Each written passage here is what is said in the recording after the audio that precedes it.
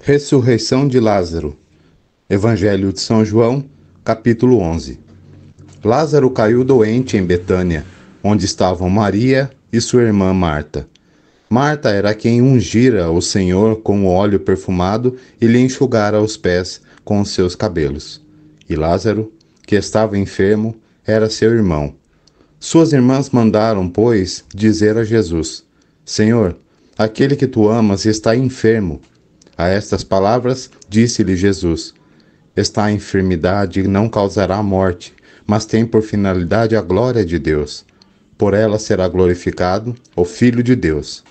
Ora, Jesus amava Marta, Maria, sua irmã e Lázaro. Mas, embora tivesse ouvido que ele estava enfermo, demorou-se ainda 2 dias no mesmo lugar. Depois, disse a seus discípulos: Voltemos para a Judéia. Mestre, responderam eles, há pouco os judeus te queriam apedrejar e voltas para lá? Jesus respondeu: Não são 12 as horas do dia? Quem caminha de dia não tropeça, porque vê a luz deste mundo. Mas quem anda de noite tropeça, porque lhe falta a luz. Depois dessas palavras, ele acrescentou: Lázaro, nosso amigo, dorme, mas vou despertá-lo. Disseram-lhe os seus discípulos: Senhor, se ele dorme, há de sarar. Jesus, entretanto, falara da sua morte, mas eles pensavam que falasse do sono como tal. Então Jesus lhes declarou abertamente: Lázaro morreu. Alegro-me por vossa causa, por não ter estado lá, para que creais. Mas vamos a ele. A isso Tomé, chamado Dídimo, disse ao seu condiscípulo: Vamos também nós, para morrermos com ele. À chegada de Jesus, já havia 4 dias que Lázaro estava no sepulcro. Ora, Betânia distava de Jerusalém cerca de 15 estádios. Muitos judeus tinham vindo a Marta e a Maria para lhes apresentar condolências pela morte de seu irmão. Mal soube Marta da vinda de Jesus, saiu-lhe ao encontro. Maria, porém, estava sentada em casa. Marta disse a Jesus: Senhor, se tivesse estado aqui, meu irmão não teria morrido. Mas sei também agora que tudo o que pedireis a Deus, Deus te concederá. Disse-lhe Jesus: Teu irmão ressurgirá. Respondeu-lhe Marta: Sei que há de ressurgir na ressurreição no último dia. Disse-lhe Jesus: Eu sou a ressurreição e a vida. Aquele que crê em mim, ainda que esteja morto, viverá. E todo aquele que vive e crê em mim, jamais morrerá. Crês nisto? Respondeu ela: Sim, Senhor. Eu creio que tu és o Cristo, o Filho de Deus, aquele que devia vir ao mundo. A essas palavras, ela foi chamar sua irmã Maria, dizendo-lhe baixinho: O mestre está aí e te chama. Apenas ela o ouviu, levantou-se imediatamente e foi ao encontro dele, pois Jesus não tinha chegado à aldeia, mas estava ainda naquele lugar onde Marta o tinha encontrado. Os judeus que estavam com ela em casa, em visita de pêsames, ao verem Maria levantar-se depressa e sair, seguiram-na, crendo que ela ia ao sepulcro para ali chorar. Quando, porém, Maria chegou onde Jesus estava e o viu, lançou-se a seus pés e disse-lhe: Senhor, se tivesse estado aqui, meu irmão não teria morrido. Ao vê-la chorar assim, como também os judeus que o acompanhavam, Jesus ficou intensamente comovido em espírito e, sob impulso de profunda emoção, perguntou-lhe: Onde o pusestes? Responderam-lhe: Senhor, vinde ver. Jesus pôs-se a chorar. Observaram por isso os judeus: Vede como ele o amava. Mas alguns deles disseram: Não podia ele, que abriu os olhos do cego de nascença, fazer com que este não morresse? Tomado novamente de profunda emoção, Jesus foi ao sepulcro. Era uma gruta, coberta por uma pedra. Jesus ordenou: Tirai a pedra. Disse-lhe Marta, irmã do morto: Senhor, já está cheirando mal, pois há 4 dias que ele está aí. Respondeu-lhe Jesus: Não te disse eu? Se creres, verás a glória de Deus? Tiraram, pois, a pedra. Levantando Jesus os olhos ao alto, disse: Pai, rendo-te graças, porque me ouviste. Eu bem sei que sempre me ouves, mas falo assim por causa do povo que está em roda, para que creiam que tu me enviaste. Depois dessas palavras, exclamou em alta voz: Lázaro, vem para fora. E o morto saiu, tendo os pés e as mãos ligadas com faixas e o rosto coberto por um sudário. Ordenou então Jesus: Desligai-o e deixai-o ir. Jesus chorou diante de Lázaro, seu amigo, chorou diante da morte, da perda, ou chorou pela falta de fé daquelas pessoas que não acreditavam nele, pois de tantas demonstrações de amor e de poder? De qualquer forma, Jesus chorou. Jesus amava Maria, Marta e Lázaro. Já tinha ido à casa deles, tinha alegria em conviver com seus amigos, não queria vê-los tristes.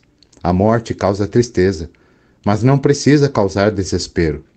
A morte traz a consciência da limitação do tempo neste mundo. Jesus ressuscitou Lázaro, mas, anos depois, Lázaro morreu, como morreremos todos nós. A fé nos sereniza. Choramos a ausência física, mas confiamos na palavra de Jesus. Disse ele das muitas moradas da casa do Pai. Todos nós experimentamos a perda de alguém que amamos. A morte nos incomoda porque é misteriosa. Não sabemos com detalhes como é a vida eterna. Isso não foi revelado, mas sabemos as riquezas que temos nesta vida. O Pai criou o mundo como expressão do seu amor. Somos todos diferentes, os animais também. Sons, tamanhos, tipos, cenários, regiões com climas diferentes. Há beleza em tudo que o Pai nos deu e nos dá de presente. Por que, então, a vida eterna seria menos bela? Por que a morte não seria uma passagem para uma vida ainda mais plena?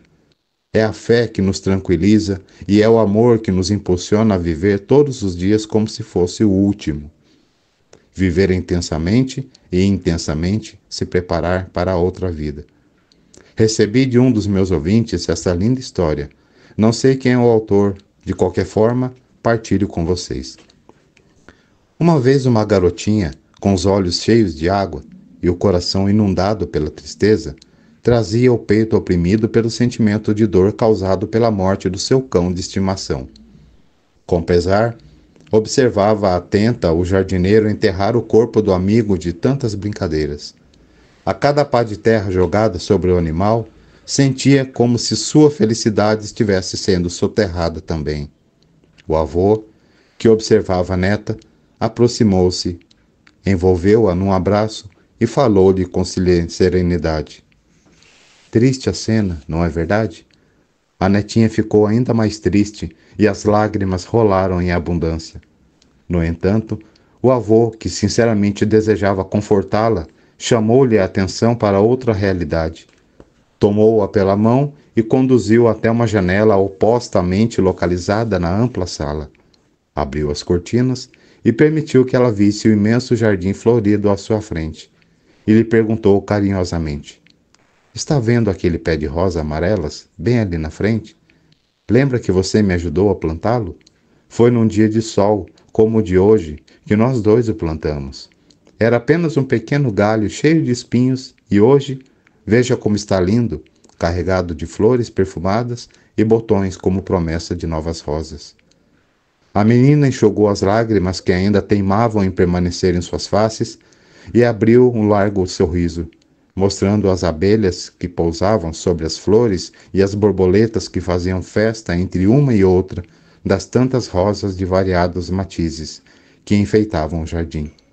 O avô, satisfeito por tê-la ajudado a superar o momento de dor, falou-lhe com afeto: Veja, minha filha, a vida nos oferece sempre várias janelas. É essa a perspectiva que precisamos ter. Chorar pela perda faz parte do sentimento humano, mas ficar diante da janela da perda faz parte de uma busca pela infelicidade. É preciso olhar por outras janelas. Quantas histórias de dor eu presenciei em que pais que perderam filhos e sofreram a inversão da lógica da vida conseguiram com muita fé olhar para o outro cenário? Mulheres que perderam o marido ou entenderam que a dor da saudade não poderia substituir o sorriso da convivência com os filhos e os netos? Não estou banalizando os sentimentos. Eu também já sofri pela perda de pessoas queridas. Já senti a ausência física e já rezei com os meus irmãos em busca das bênçãos de Deus.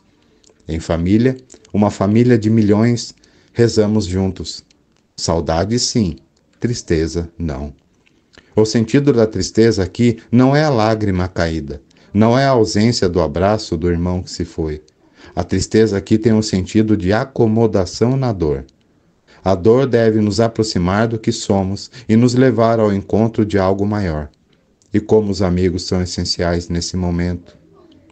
Nessa passagem do Evangelho, Jesus nos fala também da importância de viver com amigos.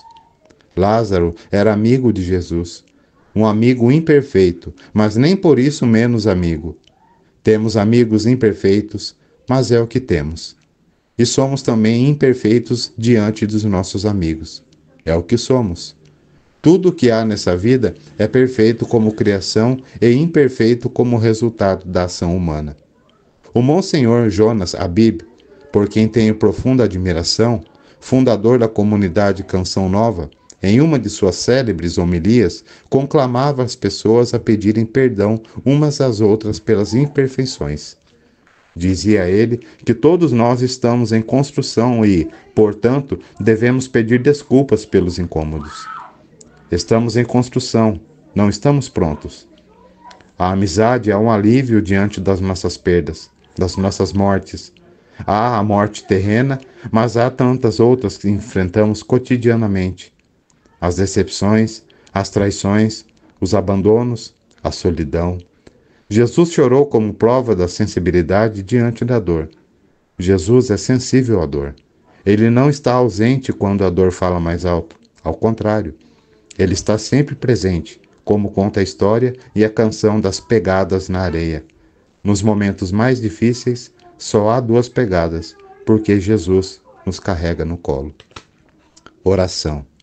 Senhor, escuta a minha oração. Eu tenho medo da morte, Senhor. Eu tenho medo da separação. Eu tenho medo da dor. Senhor, eu já chorei, já sofri e continuo triste. Eu te peço o dom da alegria, que os meus dias possam ser iluminados pela alegria, que a tristeza não fique por muito tempo. Na separação, eu aceito a saudade, não o desespero. Nas perdas, que eu ganhe aprendendo. Nos tombos, que eu ganhe levantando. Na morte, que eu ganhe vivendo. Senhor, escuta a minha oração. Amém.